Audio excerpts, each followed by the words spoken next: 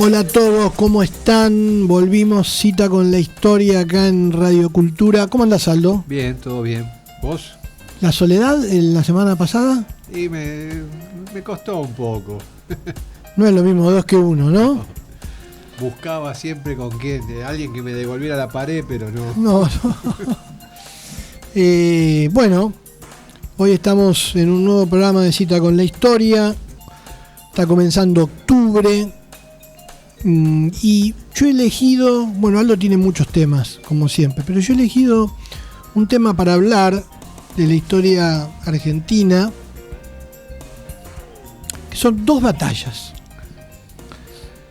Dos batallas que obviamente tienen mucha connotación política, que las aprendemos de chiquitos, por lo que nos enseñan nuestros maestros y profesores de historia y los libros de texto. Una de ellas fue el aniversario de la semana pasada, la batalla de Tucumán, el 24 de septiembre, y la otra, que fue una victoria por supuesto, y la otra que fue una derrota en un día como hoy, 1 de octubre, la batalla de Vilcapugio, también con el general Belgrano. ¿Y por qué las elegí como batallas de relevancia política y de cosas interesantes para contar? En primer lugar, porque tuvieron implicancias en el proceso de la independencia americana, y específicamente de lo que luego iba a ser la Argentina, de las provincias unidas del Río de la Plata, y además por algunas particularidades muy increíbles que hablan de la cuota de tremenda pasión, entrega, temple, abnegación, yo diría, para resumirlo, que tenían los patriotas y la oficialidad en ese momento patriota, pero cuán alejados estaban de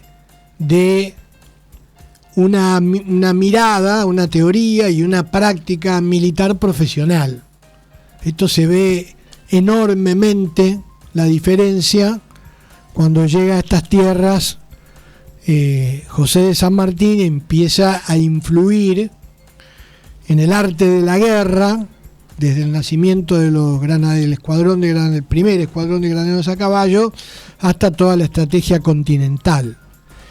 El alto grado de improvisación, por un lado, muestra una abnegación que enternece, que es para admirar, realmente de patriota, pero las circunstancias que envolvieron estas dos batallas son bastante, quiero encontrar la palabra justa, no quiero decir bizarras, pero increíbles.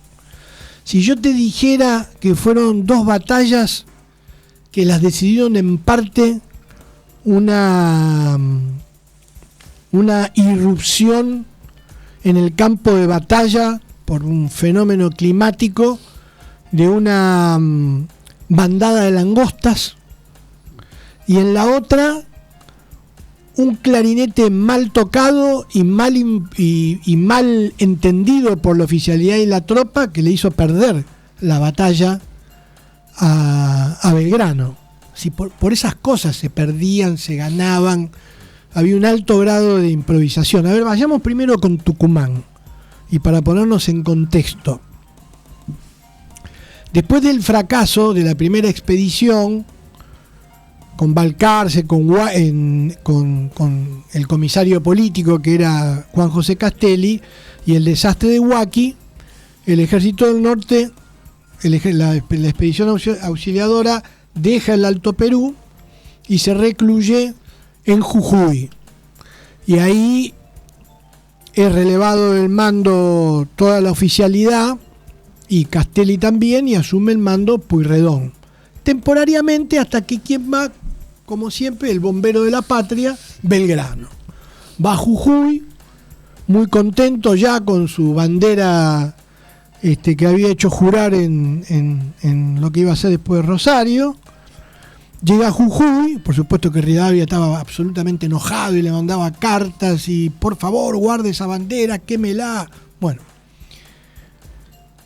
Y en Jujuy se da cuenta que Goyeneche, junto con otro americano que él había enviado con un ejército, que era Pío Tristán, hay un montón de historias que aparte son interesantes. Se conocían. Se conocían, eran americanos, se habían estudiado en Salamanca, no eran muy amigos, pero se llevaban bien y también habían compartido, creo que después de graduados, un tiempo en Madrid. Y que habían estudiado juntos en Salamanca. Los dos americanos, uno realista, el otro independentista o patriota.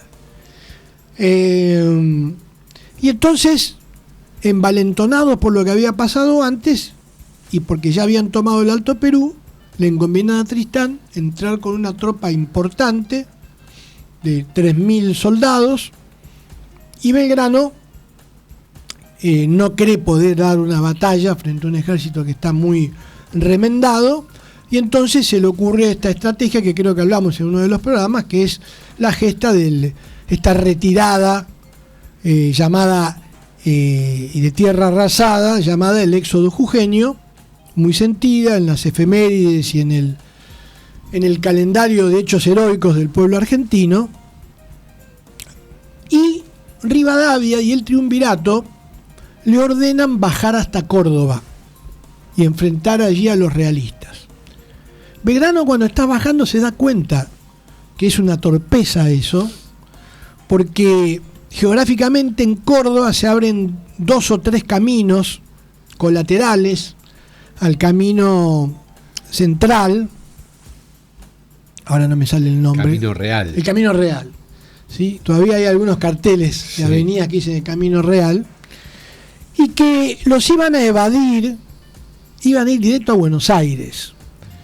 Si llegaban a Buenos Aires, todo lo que sucedió después, hay grandes posibilidades, como lo escribe Mitre, no fabulando, lo dice en serio, no como mito, se podía perder, porque Goyeneche ya tenía preparado una reserva de 2.000 hombres más y la idea era rodear Buenos Aires, el foco rebelde que más perduraba en el tiempo, revolucionario, con 5.000 soldados. Todavía estaba el problema de la banda oriental, con lo cual se podía poner en peligro a la revolución. Entonces Belgrano, que no le gustaba desobedecer, los historiadores dicen que él, por documentos que hay, por cosas que decía, por los que cuentan los protagonistas que cuentan, que en ese momento era la oficialidad, no te olvides que en ese ejército estaba Dorrego, estaba Paz, estaba Moldes, estaba Viamonte, bueno, estaba Balcarce no, o sí, no me acuerdo.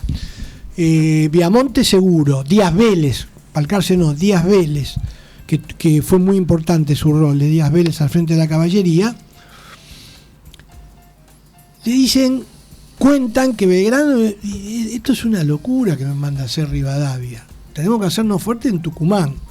Llegan a Tucumán y en Tucumán el gobernador los va a recibir, hay un clima del pueblo que estos nos van a venir acá y nos van a arrasar los realistas, hay que hacerse fuerte acá, hay que dar la batalla, y la excusa que él esperaba que le digan eso, claro, a Belgrano. Belgrano dice, le manda una carta muy... La orden prácticamente era abandonar esos pueblos a su suerte. Claro, sí, hacerse fuerte en un lugar en donde no convenía la estrategia. Porque Belgrano decía, si vamos a perder, que sea lo más al norte posible y retirarnos en orden, lo más ordenados posible, y vemos cómo sigue el juego, pero no seguir retirándonos. Y entonces él encuentra ese clima que la gente le pide que se quede. Bueno, empiezan todas las abnegaciones patrióticas típicas de luchas así. Se ofrecen escuadrones de gauchos que no tenían escasísima instrucción militar. Entre que llegó hubo 20 días hasta el día de la batalla, 25 días. Y bueno, se les trató de dar alguna instrucción militar, algunos peleaban con facones, otros ataban en la lanza el cuchillo. Había mucho entusiasmo, pero escasa preparación militar. Los números no favorecían. Belgrano con todo habrá sumado 1.800 soldados, contando a estos gauchos improvisados. Y se trataba de un ejército que casi los doblaba, de 3.000 y pico. Bueno, cuenta la historia que Tristán fanfarroneó más de la cuenta, dijo: esto va a ser un paseo, voy a comer opíparamente después de este largo trayecto que he tenido por estas tierras inhóspitas, rodeado de enemigos del rey, y voy a cenar en Tucumán como corresponde. Belgrano organizó el ejército para enfrentarlo en el norte, y ahí empiezan una sucesión de metidas de patas de ambos, y vamos a decirlo en términos coloquial y vulgar, si vos querés, pero bueno, lo podemos decir a esta hora de la noche. La batalla fue un quilombo. No hay manera de poder explicarla muy bien en términos militares. Los dibujitos en el mapa son... No, fue un quilombo. La verdad que la batalla dependió de la oficialidad. Belgrano decir por qué pasa la historia, porque es Belgrano y obviamente porque es el que finalmente toma la decisión. Nosotros tenemos el norte argentino por una desobediencia. Esas son las paradojas de la Argentina. Una desobediencia de un general, así como luego San Martín desobedece a Buenos Aires, ¿no? Y Chile y Perú le deben también esa desobediencia, desobedecer a los porteños que querían involucrarlo nada menos que en la guerra civil y que no quería saber nada San Martín con esto. Bueno, Belgrano también desobedece al gobierno central, y con eso abre la posibilidad, con eso ya pasa la historia, por un montón de cosas más, pero no por el rol específicamente militar ese día.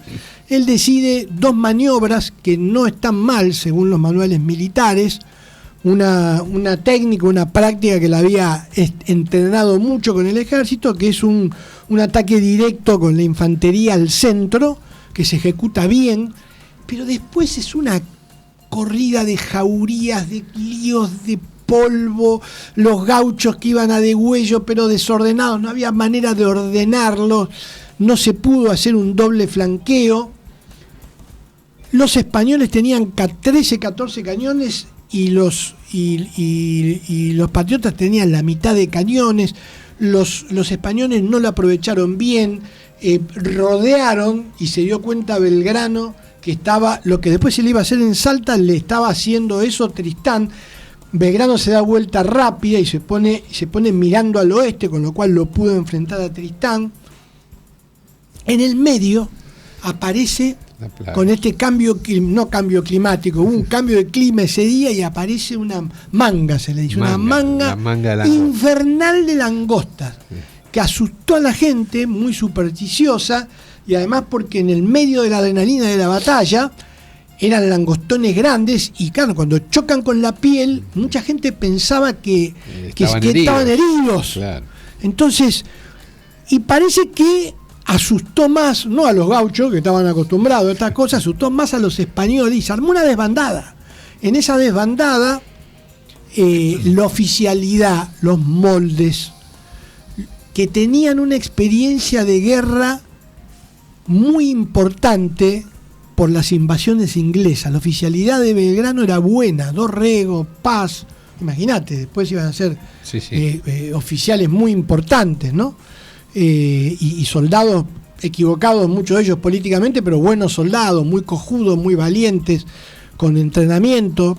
Y Belgrano retrocede para ver qué es lo que está pasando en la ciudad, porque había previsto él que había que defender la ciudad también. Retrocede casi a las puertas de Tucumán, pierde contacto con la oficialidad y la oficialidad hace su propia batalla, ¿no? Belgrano reagrupa gente, hay un momento que no se sabe quién gana, quién. La cuestión que en el medio de esa confusión los españoles se desbandan. Tristán se ve que también muy improvisado, pierde 2 batallas al hilo, después lo pasan a retiro. Tristán volvió a Salamanca a estudiar, a hacer un máster en teoría militar, porque en la práctica son muy malos. Y que lo que sucede, Lo que sucede que de manera concluyente es un triunfo patriota porque las cifras son indubitables. Mueren más de 500 realistas, mueren solamente 187 patriotas, también se duplica la cantidad de heridos, hay como 400 prisioneros. Tristán salva una columna, esperan las dos partes la noche. Belgrano, como era su forma de ser, caballeresca, generosa, trata de ofrecerle una digna rendición. Tristán dice: las fuerzas del rey no se rinden. Es una derrota, pero él retira su ejército hasta Salta. Hostigado todo el camino, con bastantes bajas por Díaz Vélez. No sé si fueron los gauchos, pero sí pueden haber sido. Pero hostigados bastante, llegan bastante maltrechos a Salta. Esta es la batalla de Tucumán. Claramente la batalla más trascendente, más allá de las langostas, del desorden, de los gauchos, pura pasión, la batalla más importante que ha tenido en suelo argentino el ejército argentino. Más al sur no llegaron, ¿no? Más al sur no llegaron, se salvó la revolución. Cuidado, es contrafáctico.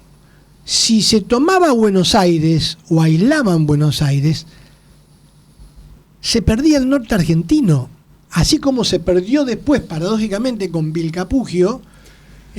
Cuando explicamos Tucumán es importante entender, se evitó la pérdida de un territorio que después iba a ser argentino, porque iba a correr la suerte, se iba a fusionar al Alto Perú.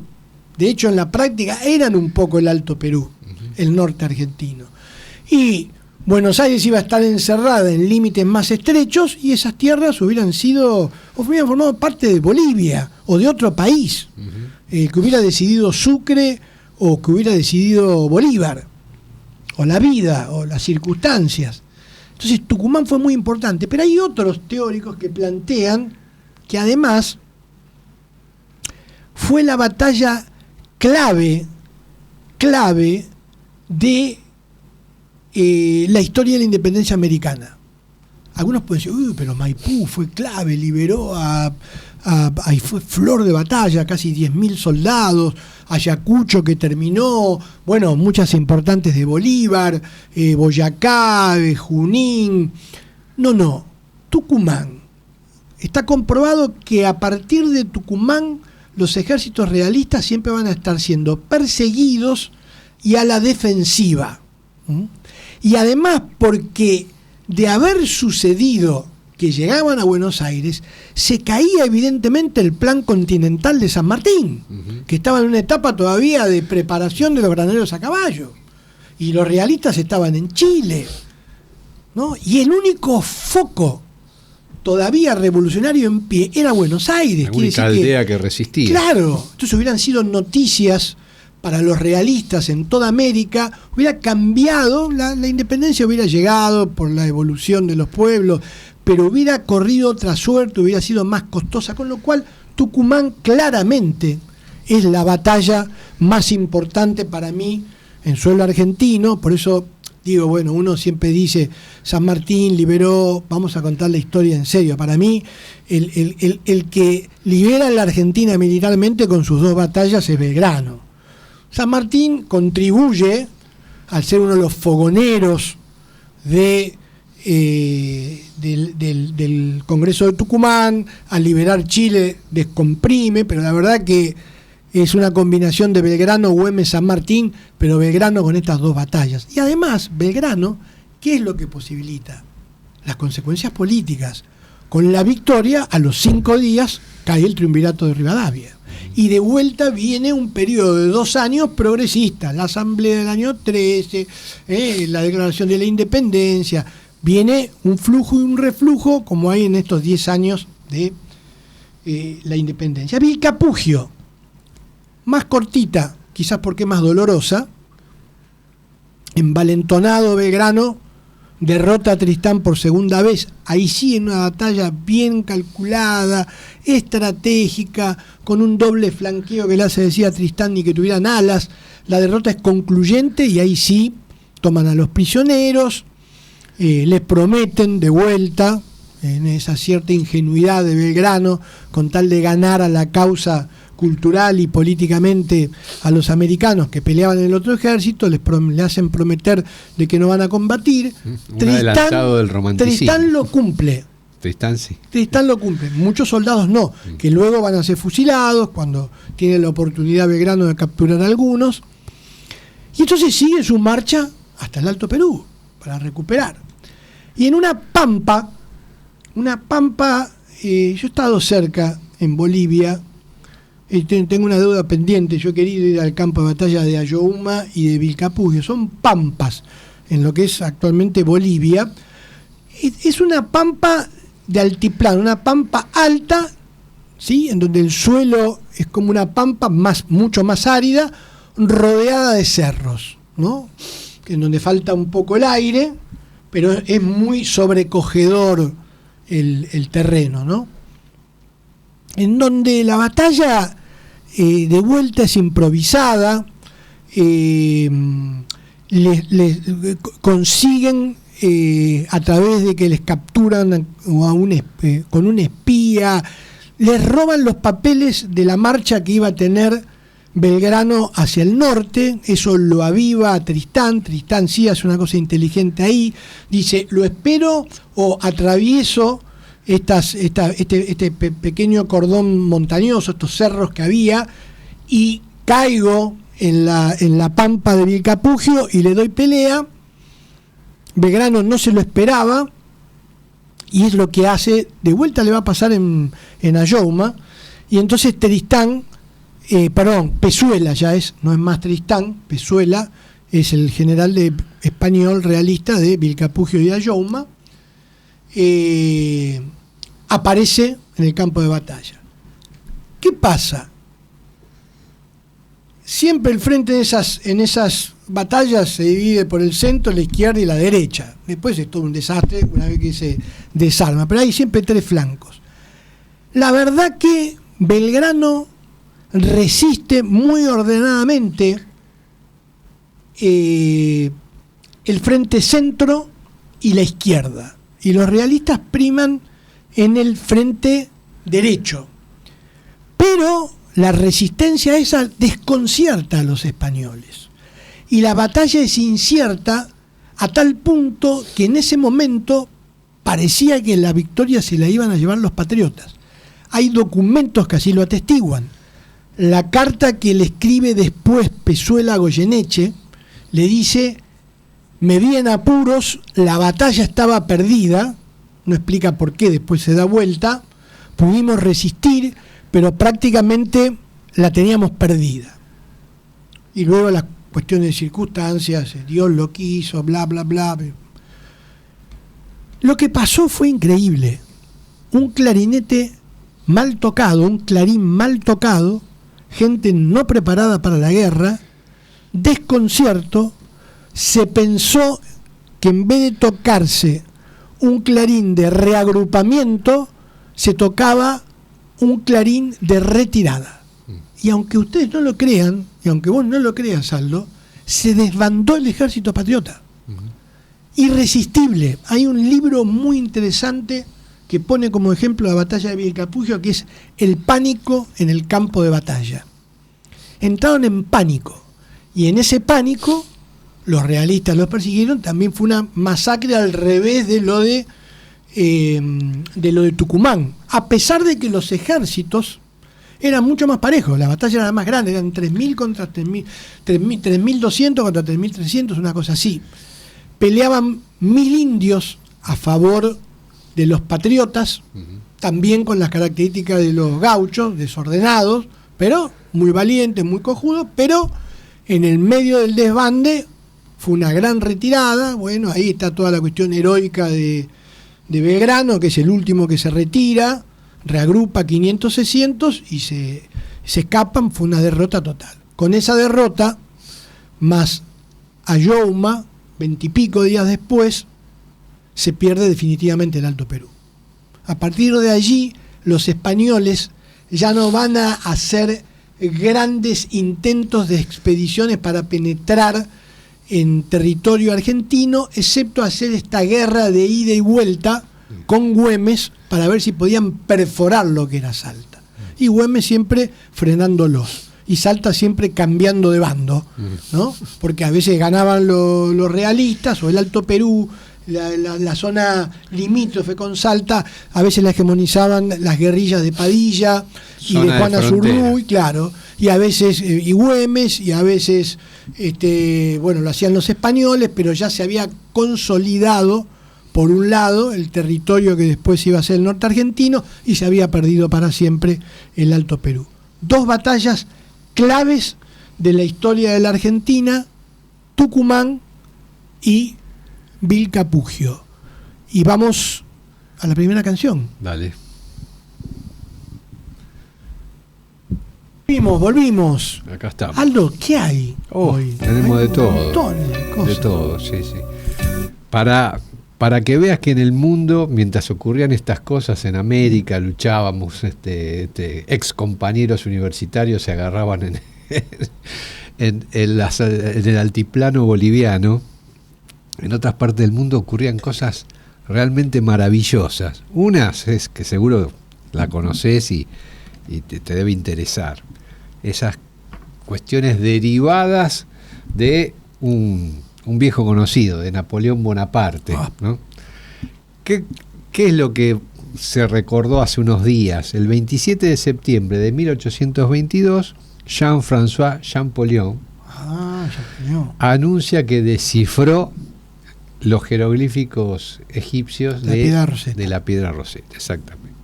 Bueno, esa es la historia de hoy entonces. En 1799, en la campaña egipcia liderada por Napoleón, había unos soldados franceses con un jefe de ingenieros trabajando en la ciudad portuaria de nombre Rosetta. Hoy tiene otro nombre, Rashid, pero se la conocía así, Rosetta. En ese momento, en el delta del Nilo, y estaban acondicionando un antiguo fuerte, ¿no es cierto?, preparándose para la guerra, para la batalla, y en esos movimientos que estaban haciendo, ingeniero, Pierre-François Bouchard, el mismo apellido del Bouchard nuestro, encuentra esa piedra, ¿no es cierto? Es una piedra de unos 1 metro de alto, 75, unos 700, 800 kilos. Le llamó la atención, el tipo del ingeniero estaba preparado, dijo, esto parece interesante, lo voy a llevar al Cairo, y lo lleva al Cairo. Bueno, la guerra va a continuar, como vos sabés bien, en 1802 los franceses pierden frente a los ingleses la campaña de Egipto, y la piedra pasa en el lote de lo que vendrían a ser lo que se secuestra de la guerra, ¿no es cierto? Y en lugar de ir a París, como podría haber sido el destino original, va a ir a Londres, ¿correcto? Y ahí va a quedar con todos los que, producto del trofeo de guerra, capturaron los ingleses. Los ingleses van a empezar a analizarla, la piedra, porque la particularidad que tiene es que está escrita en 3 idiomas. Uno, los jeroglíficos, que luego conocemos todos, hemos visto todos, ¿no es cierto?, pero que desde el siglo IV de nuestra era ya nadie utilizaba, ya nadie leía, ya nadie no se practicaba. Después, en griego antiguo, que obviamente todavía se conocía y se lo estudiaba, y demótico, que era como una versión popular del habla egipcia, que había derivado en el copto, que era el idioma que, como si fuera una derivación del latín, ¿no es cierto?, que se hablaba, hoy hablamos castellano, francés, portugués, derivaciones del latín. El copto era una derivación del antiguo idioma egipcio, que se escribía con esos jeroglíficos que hoy ya nadie entendía. Pero los ingleses no van a tener demasiado éxito, van a descubrir algunas cosas, se van a dar cuenta de que efectivamente es el mismo texto escrito en 3 idiomas distintos, pero no logran avanzar. El que va a avanzar es nuestro amigo Champollion, y fíjate que les tomó 20 años. La piedra fue encontrada en 1799 y fue trasladada a Londres en 1802, y este anuncio de Champollion lo hace en 1822. Y que lo logra, era un lingüista Champollion, lo logra porque justamente había estudiado y conocía muy bien el copto, que, como dijimos, es un descendiente del antiguo Egipto, ¿no es cierto? Y eso le permitió vincular los sonidos del copto con la escritura egipcia. Y estableció 4 grandes categorías de los símbolos, ¿no es cierto? Pictogramas, ideogramas, usos fonéticos y modificadores semánticos. A partir de ese momento se inicia la egiptología como una disciplina académica, ¿no es cierto? Porque todo lo que había en los monumentos, en las pirámides, en las tumbas, en los papiros, distribuido por todo el mundo, miles de años de historia que ya nadie podía leer, empiezan a poder ser leídos. Y entonces se crea los jeroglíficos, se inicia una disciplina académica nueva, ¿no es cierto?, que arranca hasta nuestros días, que todavía nos siguen maravillando, y que siempre hay nuevos documentos y nuevos papiros y nuevas tumbas con jeroglíficos que se leen y que se reescribe la historia. Pero la historia de Egipto se reescribió a partir del siglo XIX, porque hasta ese momento lo único que había era, acordate que esta piedra es un texto es un decreto, digamos, un decreto propagandístico de un faraón, Ptolomeo V, descendiente de Ptolomeo, el general de Alejandro, una dinastía de faraones griegos, digamos, y era una propaganda, ¿no es cierto? Qué bueno que soy, qué bárbaro que soy, puse orden en el imperio, ¿no es cierto? Distribuyan esto por todos lados, ¿no es cierto? Por la duda en los 3 idiomas. Entre los 3 idiomas, para que todo el mundo lo pueda leer, ¿no es cierto? En el griego, en el idioma sagrado de los jeroglíficos, y en el idioma más popular, que era el demótico. Así que desde el punto de vista de informativo no hay mucho, ¿no es cierto? Lo que sí permitió... y bueno, en la actualidad la piedra Rosetta sigue estando en Londres. Hay, como vos sabés, todo un gran movimiento que incluye, y sobre todo es conocido esto por los frisos del Partenón, ¿no es cierto?, para que vuelvan estas piezas que están en el Museo de Londres a sus países de origen, en este caso Egipto, ¿no es cierto? Pero bueno, las relaciones entre Egipto e Inglaterra no son, o el Reino Unido, no son las mejores en este momento. Con Grecia podríamos pensar que también lo son, pero igual se resisten a entregar esas piezas obtenidas en estas circunstancias de guerra, de saqueo, trofeo de guerra, o circunstancias poco claras, ¿eh? Pero en los últimos años ha habido reclamos en este sentido. La piedra Rosetta, entonces, que lleva el nombre de esa ciudad, en donde está inmiscuido Napoleón, donde está inmiscuido un lingüista, un poco el azar también, y que nos dio una visión del mundo antiguo que hasta ese momento era todo desconocido. Y cambiando después radicalmente de tema, otro tema que yo sé que a vos te gusta, creo que es un tema que nos gusta porque tiene que ver con nuestra historia, con nuestro país, ¿no es cierto? El 27 de septiembre, también hace pocos días, pero de 1930, muy pocos días después del golpe de Estado que derrocó a Hipólito Yrigoyen, se conforma la CGT, la Confederación General del Trabajo, que obviamente no vamos a descubrirlo hoy, es una institución que ha atravesado todo el siglo XX y lo que va del siglo XXI, con sus más, con sus menos, con sus momentos de mayor incidencia, con sus momentos su centenario, de debilidad. Exactamente, ya está en 95 años, así que dentro de poco tiempo, en unos 5 años, va a estar en el centenario. Y la historia de la CGT es la historia del movimiento obrero por su unidad. La CGT es el primer intento de unidad del movimiento obrero. Hasta ese momento el movimiento obrero estaba dividido en 2 grandes grupos, que era uno liderado por los anarquistas, ¿no es cierto? Que era la FORA o la Unión Sindical Argentina, y por el otro lado la Confederación Obrera Argentina, liderada por los socialistas y también por los comunistas, ¿no es cierto?, después de la Revolución Rusa. Y entonces la CGT fue el intento de terminar con la fragmentación. Estaba fundamentalmente dirigida por los ferroviarios, pero después empezó a incorporar cada vez más sindicatos, pero en 1935, pocos años después, se va a producir una nueva división en donde se van los anarquistas y queda en la CGT Independencia, porque las sedes, ¿no es cierto?, la calle Independencia, la otra era la calle Catamarca, y un sector que era el anarquista se separa. Como vemos, la unidad siempre es un valor, ¿no es cierto? Estar unidos, sobre todo en materia política o en materia sindical, es un valor en sí mismo.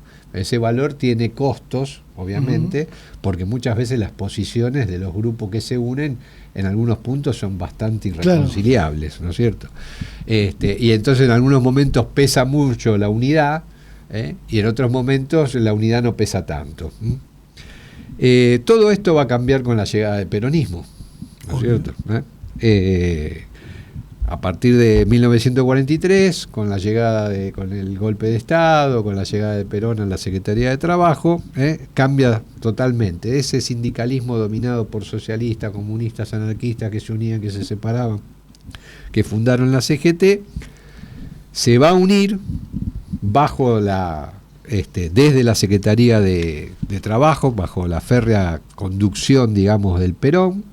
Obviamente toda la labor sindical y social que desarrolla Perón va a atraer a socialistas, comunistas y anarquistas, ¿no es cierto?, que van a ser de los principales organizadores de la manifestación del 17 de octubre, cuando Perón es encarcelado en 1945. Los que estaban atrás de la movilización era la CGT, con todos estos sectores. Y vos también sabés que en el primer gobierno peronista va a haber muchos dirigentes, ministros socialistas, muchos dirigentes de primero y de segundo y tercer orden, socialistas, pero socialistas sindicalistas, ¿no es cierto? Lo cual va, entre otras cosas, va a hacer que el socialismo pierda su base social, ¿no es cierto? Dentro del socialismo ya había una división, estaba, digamos, la élite, los que escribían libros, los que hacían discursos, los que eran diputados, y después estaban los muchachos que estaban en los sindicatos. Los muchachos que estaban en los sindicatos con el peronismo van a adherir a esta nueva corriente y se van a sumar a este nuevo gobierno. Y la CGT se va a convertir en la columna central del peronismo y va a lentamente ir desapareciendo la tradición socialista, comunista y anarquista de los sindicatos argentinos. Después va a venir la Revolución Libertadora, ¿no es cierto?, en su intento de desterrar al peronismo, ¿no es cierto?, intervino los sindicatos, disolver el sindicalismo peronista, represión, bueno, ya sabemos todo lo que pasó en esos tristes años.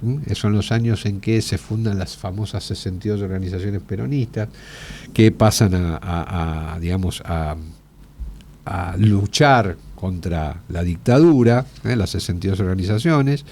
Después va a venir el golpe del 66, la CGT va también a tener una división, esta vez dentro del peronismo, algunos que ven con simpatía al golpe que derroca a Ilia, otros que se van a oponer a la famosa CGT de los argentinos dirigida por Raimundo Ongaro, y que cuando termina, y que participa y obviamente forma parte del Cordobazo, el Rosariazo y todo eso, y que va a ser disuelta esta CGT, digamos, más combativa, en el 1974, con el regreso de Perón y el peronismo al poder.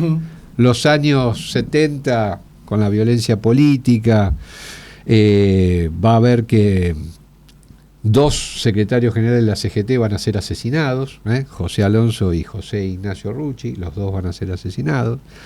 Y frente al golpe del 76 y lo sanguinario, también va a haber una nueva división, la famosa CGT Brasil y la famosa CGT Azopardo, una combativa, una contraria y la otra más dialoguista. Con la llegada de la democracia, la CGT se va a volver a unificar, se va a volver a dividir durante el menemismo, ¿no es cierto? Va a surgir una tercera central de trabajadores públicos, que es la CTA, donde hay docentes, trabajadores estatales, etcétera, etcétera.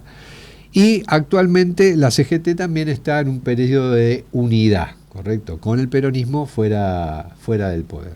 Así que la historia de la CGT, la historia de la unidad de los trabajadores argentinos, es una historia zigzagueante. De los flujos y reflujos de unidad. Exactamente, flujos y reflujos de unidad ante las distintas circunstancias que le ha tocado vivir, pero donde evidentemente el valor de la unidad para la acción gremial, nadie lo puede discutir, es un objetivo que siempre han tratado de buscar más allá de las diferencias ideológicas o de las diferencias, los diferentes posicionamientos frente al gobierno de turno, digamos. Si querés, hacemos un corte. Vamos con un corte. Y después seguimos. Un temita y después seguimos. ¿Tenés un temita más? Sí, sí.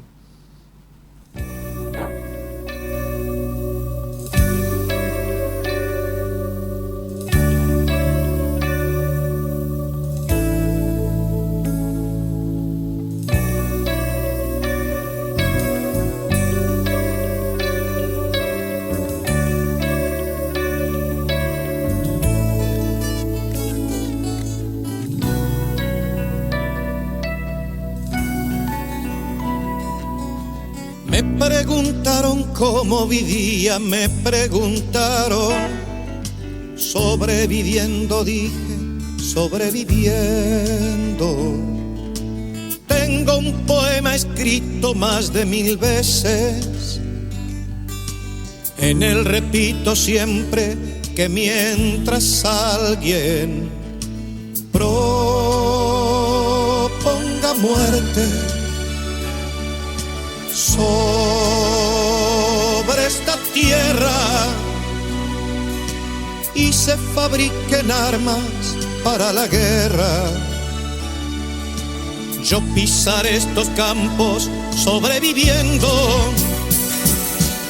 todos frente al peligro sobreviviendo, tristes y errantes hombres sobreviviendo, sobreviviendo, sobreviviendo, sobreviviendo, sobreviviendo.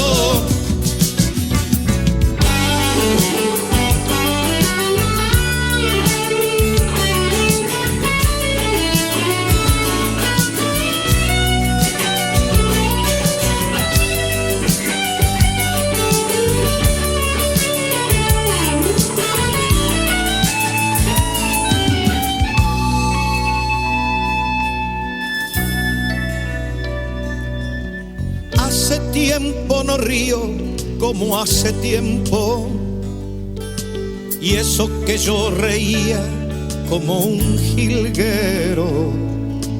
Tengo cierta memoria que me lastima y no puedo olvidarme lo de Hiroshima. Cuánta tragedia sobre esta tierra.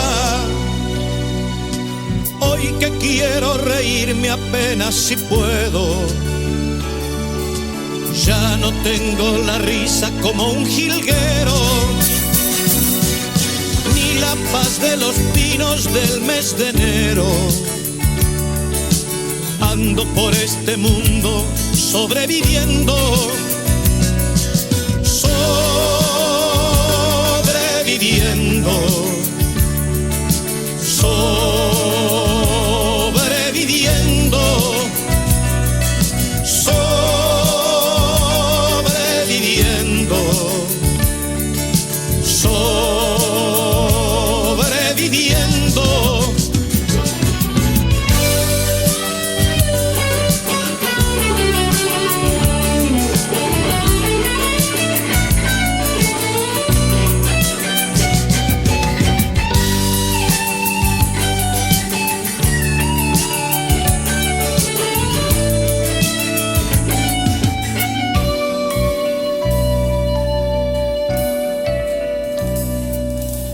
Ya no quiero ser solo un sobreviviente. Quiero elegir el día para mi muerte.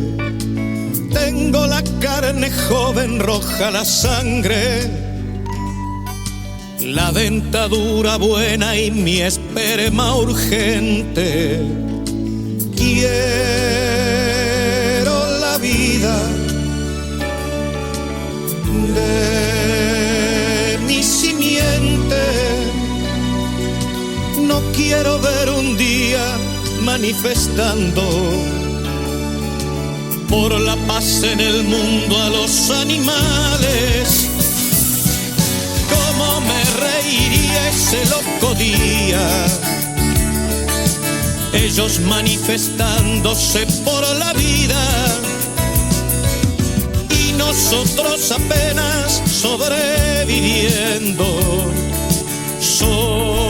Muy bien. Último bloque, último tema. Así Toda es. tuya, Aldo. Sí, bueno, un tema que también sé que te gusta por tus ancestros. ¿Ah, sí? Y aparte porque es el creador de una pareja novelesca de esas que son inolvidables, ¿no es cierto? Estamos hablando de el nacimiento de Miguel de Cervantes Saavedra, el 29 de septiembre de 1547, cerca de Madrid, en Alcalá de Henares. Bueno, es nieto de un hombre de leyes, hijo de un cirujano. Imagínate lo que era un cirujano. Para nosotros soy un cirujano, es una persona. En esos momentos no sé si era un carnicero. Claro. 5 hermanos, no se sabe qué tipo de educación tuvo. Siendo joven, 20 años, ya se instala en Madrid y va a empezar a publicar algunos poemas, ¿no es cierto? Y después va a empezar a viajar, típico de esa Europa renacentista, ese mundo que cambiaba, América que dotaba a España de dinero, ¿no es cierto? Y de montones de posibilidades. Se va a Italia, medio incluso fugado. Amigo Saavedra Cervantes siempre tuvo problemas con la justicia, ¿no? Algún tipo de lío andaba, es un tipo problemático. En Roma y en Italia obviamente estuvo vinculado al mundo del arte. Va a viajar por Palermo, por Milán, Florencia, Venecia, va a estar al servicio de un futuro cardenal, acompañándolo, y finalmente se va a encontrar peleando para la Armada Española a las órdenes de Juan de Austria, un hermano bastardo del rey Felipe II de España, y va a participar en esa famosa batalla naval con la Armada Española, que es la batalla de Lepanto, donde los reinos cristianos de Europa Occidental le ponen un freno a las ansias expansionistas de los musulmanes. No hay ninguna referencia que haya tenido ningún rol destacado en la batalla, eran miles y miles de soldados, pero lo cierto sí es que fue herido en el pecho y se le inmovilizó la mano izquierda, producto de esas heridas, y por eso se lo conoce como el Manco de Lepanto, es el sobrenombre. Pero aún así siguió peleando, porque le quedaba a la derecha. Así que junto a uno de sus hermanos, Rodrigo, estuvo peleando en el norte de África, en Argel.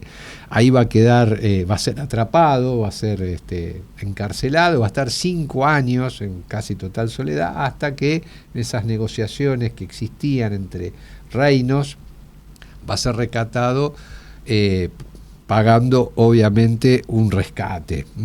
Pero va a estar 5 años. Y bueno, ya después regresa a España, ya siendo un cuarentón, ya casado, con una hija, y consigue un trabajo de recaudador de impuestos. recaudador de impuestos para la corona. Trabajo simpático si lo hay, ¿no es cierto?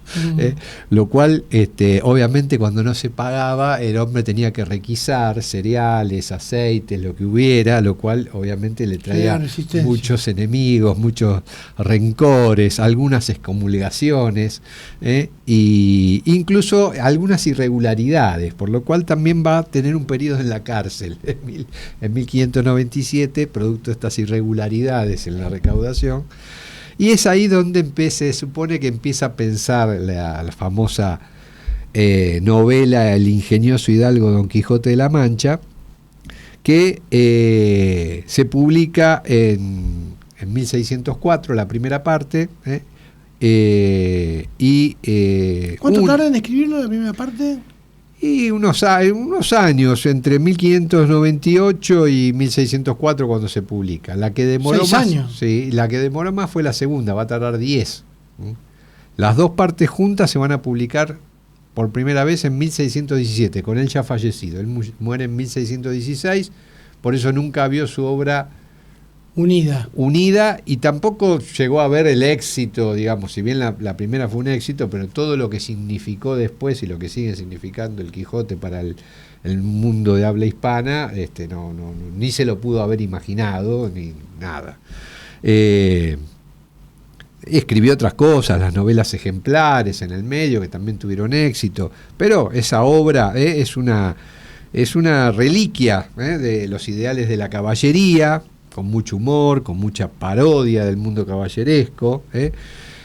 Hay un canto al idealismo, a la libertad, al amor platónico. Hay un retrato de la sociedad española de la época, crítico. Y como te decía al principio, una de las parejas más famosas de las letras universales. Don Quijote, el idealista, y su fiel escudero Sancho Panza, el realista. El realista, exactamente. Bueno, Cervantes va a fallecer el 23 de abril de 1616, como te anticipé, y nos dejó esta obra monumental, la primera novela moderna del mundo. Muy bien, cerramos, nos vemos el miércoles que viene, nos vamos con ¿qué tema? Algo de Charlie. Sí, algo de Charlie.